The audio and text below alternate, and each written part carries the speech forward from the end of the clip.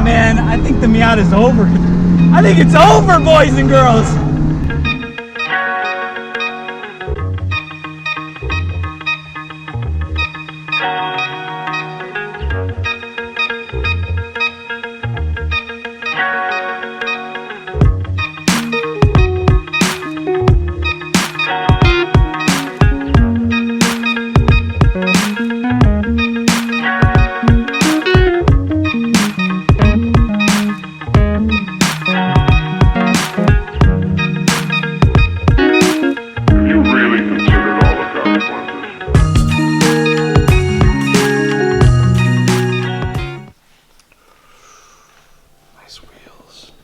What is up, boys and girls? Welcome to another episode of The Slip Angle. This is a special edition episode because we are retesting Project AP1 Honda S2000 in its latest and greatest trim and tune.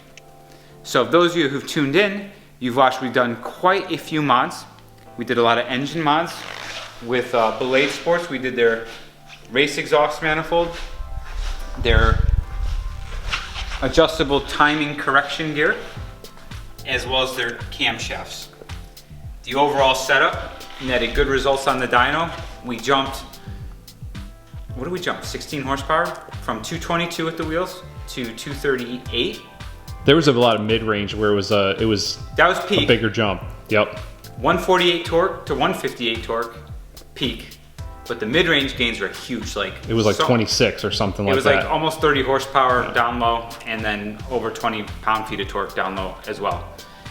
Also, we switched to their single 70 millimeter exhaust. So that was different from the old setup. And then more recently, if you guys have tuned in, we did entire suspension overhaul project. So that was Ballade Sports complete spherical bushing kit. So all the rubber bushings are now replaced with spherical units. We did their big brake conversion, which are a aluminum monoblock caliper. We did their coilover kit, switching from my Tane Monosports, which are for sale, if anybody wants them. They're still good coilovers. What else did we do? We did steering rack spacers in the front, knuckle extenders, right, Matthew? Mm-hmm. Yep, for additional camber in the front. Yep. Negative camber. For additional negative camber in the front. Extended rear ball joints, also by Ballade. And I'm trying to think what else we refreshed me. I think I did all new upper ball joints in the A-arms, upper A-arms. Yep. While we were in there. Transmission mounts too. Transmission mounts, which my previous ones were ripped. Yeah, both of them. Both of them. Completely ripped through. Motor mounts are not that old, so because they were ripped too. I did change the motor mounts not too long prior. Anyhow, so we brought the car back to Limerock and we tested it with the complete new setup. So if you watched the Slip Angle episode from last season, we tested the car before all those upgrades with the exception of the Ballade 70 millimeter exhaust. That was the only thing that was changed. We didn't change anything on the tune. We didn't have any of the engine mods installed at that point. I just bought it because I saw that they were reproducing it. And I was like, oh, I want to grab one of these because I would like to switch the car over to a 70 millimeter single for the weight savings. So now this is the car on the new track with the complete new setup. Oh, and the addition is I moved from a staggered setup, which was a 17 by 8.5 rear, 17 by 7.5 front Advent RG2 with a 245 rear and a 225 front tire setup, to our Slip Angle edition forged 17 by 8.5 front and rear S2000 stock bodywork fitment. They're plus 50 millimeter offset. We didn't have to roll any of the fenders, and my ride height, I would say, is pretty aggressive. Mm-hmm. Overall, the whole sum of parts, as you're gonna see as we test this at Limerock, are amazing. The one thing that I have to say though, the sad part, is that Limerock changed the track configuration from what last year was because people were crashing. So we were unable to test it on the new configuration. But let's just say, if we were to test it on the new configuration, it would be about 1.5 seconds faster than what it was last year. Nobody knows that, except for you guys, but it would be about 1.5 seconds faster. So, with that said, here is the full track impression for this car, and we will be doing a podcast episode, and I will go deep dive into this, how the S2000 was, where it is now, and how does this compare to the 99 my 99 all-motor ITB Miata, because I know that's a question that's asked a lot. That was like kind of more the purest driver's car. And we'll talk about where this car sits now. So sit back, relax, and enjoy the Project AP1 Honda S2000 tested at Limerock Park 2022.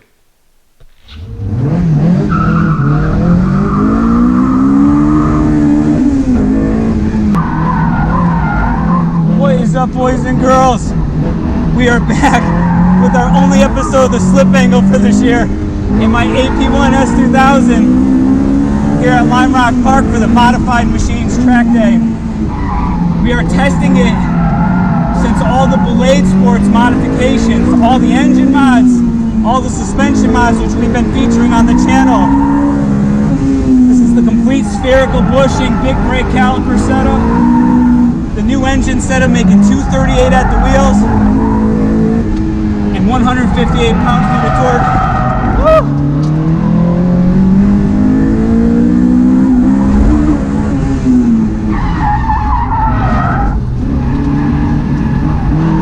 Those brakes are bitey. I don't have ABS. I have an issue with the system that I couldn't quite sort out. So we're driving a non-ABS car and I got to get used to it here. One thing I will say though is the track layout is completely changed. They're not running the back straightaway because of safety reasons this year, so we're kind of shit out of luck as far as getting an equal time from the last time we tested this car. I know, I'm not happy about it either. That's all those lap times that we filmed last year. All right, let's see if we get some clearing on the traffic here.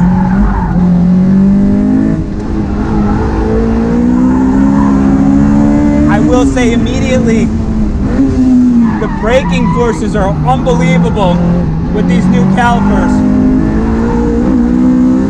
And as far as controllability of the body, the AP1 is always an edgy car, but I feel like I can really pitch and drive this thing on slip angle however I want to.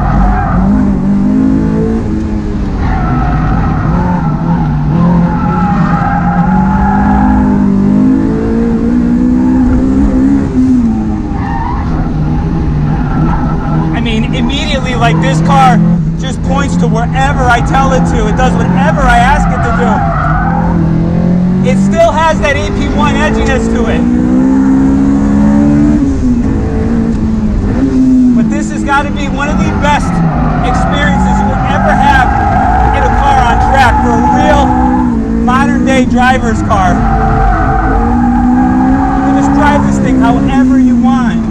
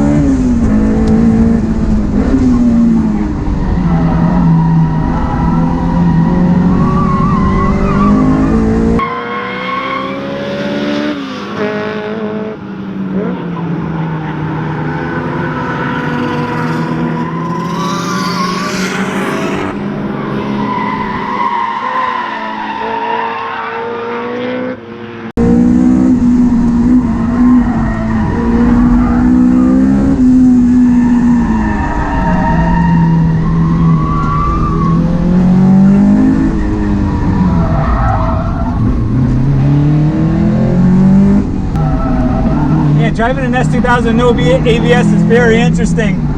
Reminds me of my Spec Miata days.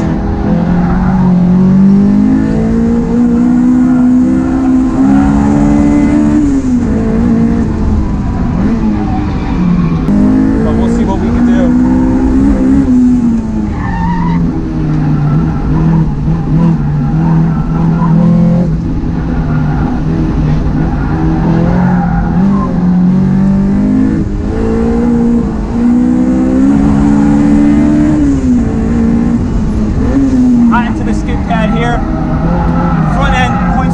Nicely on brakes. Love the S2000, sharp steering. You can really drive the car and point it where you want to with these spherical kits. Such a nice transition. Oh, a little bit out of shape there.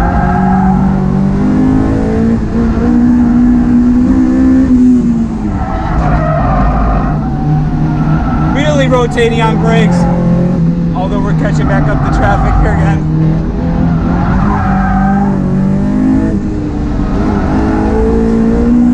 We're gonna get held up, so we're just gonna wait. Maybe we can do a drift for Matthew.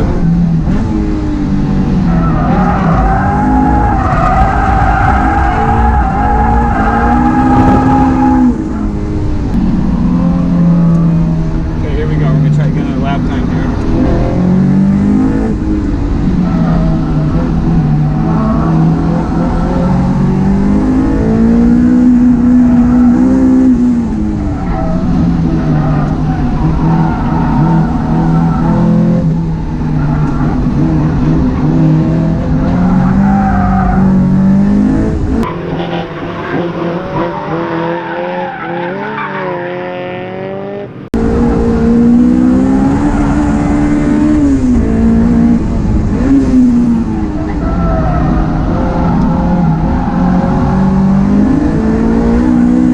On those tires for a corner exit grip. A lot of G-forces here, very violent.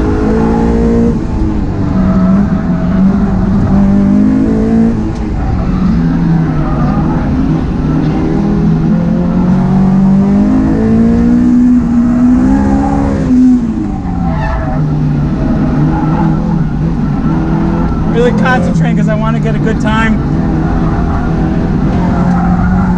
This NC Miata in front of me is moving pretty good.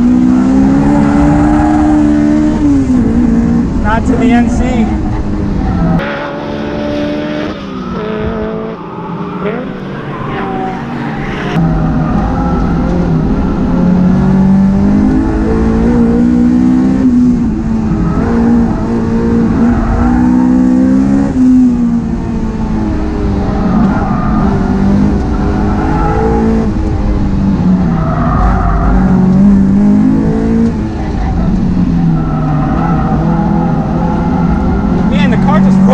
So nicely on brakes. 46.1. That feels pretty good.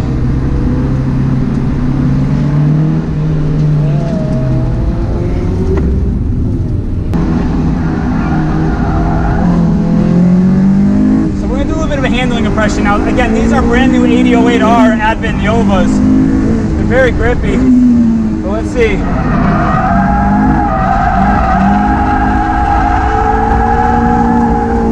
I guess on brakes they're a little bit edgy, but I mean you can still get some slip angle and pitch this car how you want to.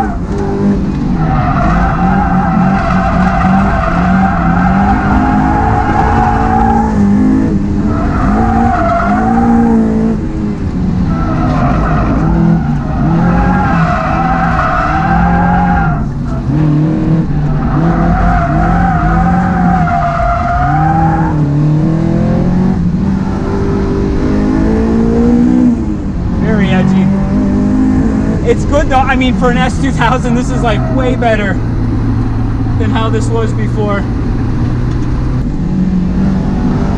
Let's see if we get a nice loony shot from that too.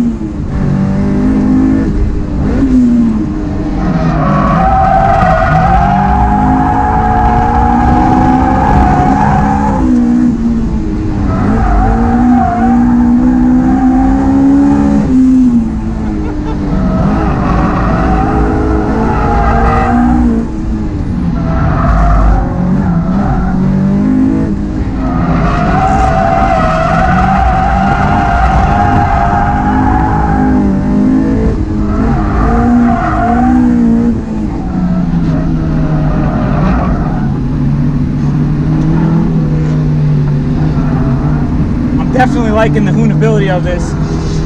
It's almost to that of the Miatas.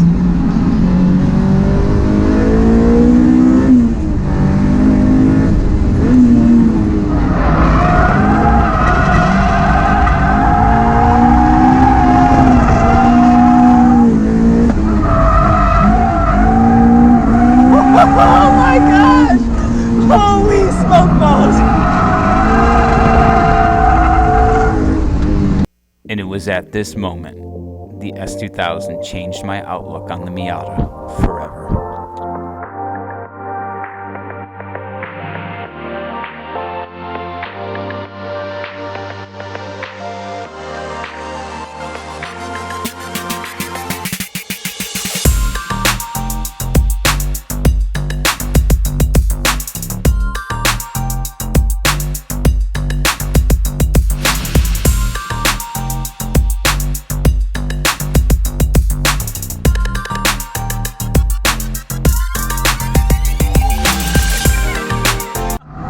Oh man, I think the Miata's over. I think it's over, boys and girls. This thing handles wonderful at the limit. So easy to pitch. So easy. I guess Alex didn't steer me wrong. He said with these spherical bushings, you'll be able to point this car at whatever angle that you want. He wasn't kidding.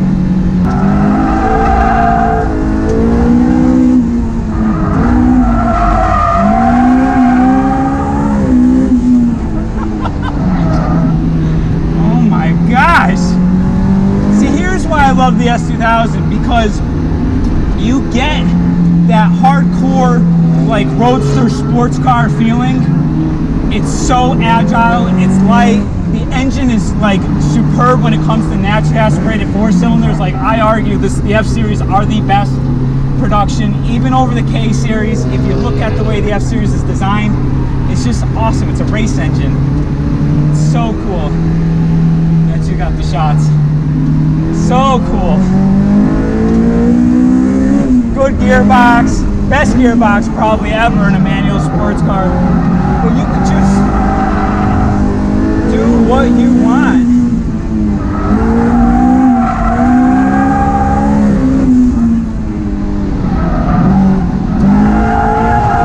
And it's like exciting. It's a true driver's car in every sense of the nature. Like where this car now excels over like we're used to is you kind of have this more user-friendly, adjustable handling with it. I lost power.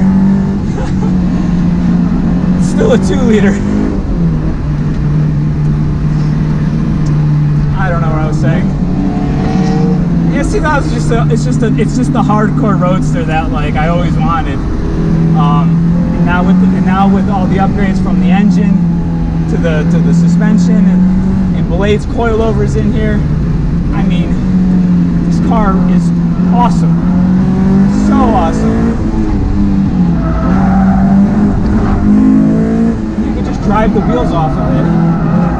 I'm so impressed with how you could just point this car wherever you want on brakes. This guy's leaking oil all over the place.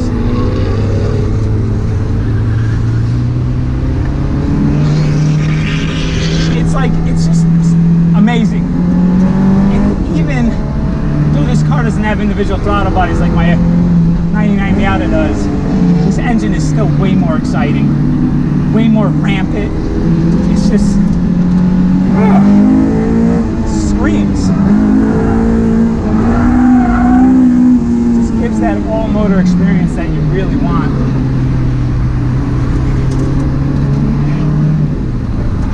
I don't know what else to say. I'm dying. I'm thirsty as hell. I'm getting tired, but man, oh man. The S2000 is the ultimate car, and that's all that there is to say to it. I think this is going to be the new slip angle toge king here at Limerock, and we'll just have to see if they either open up the straightaway in the old track configuration, or if we just have to start reshooting cars on this new config here. This doesn't have the high-speed straight. Who knows? That's it for this one, boys and girls. Thank you all so much for tuning in. We will see you guys in the next one.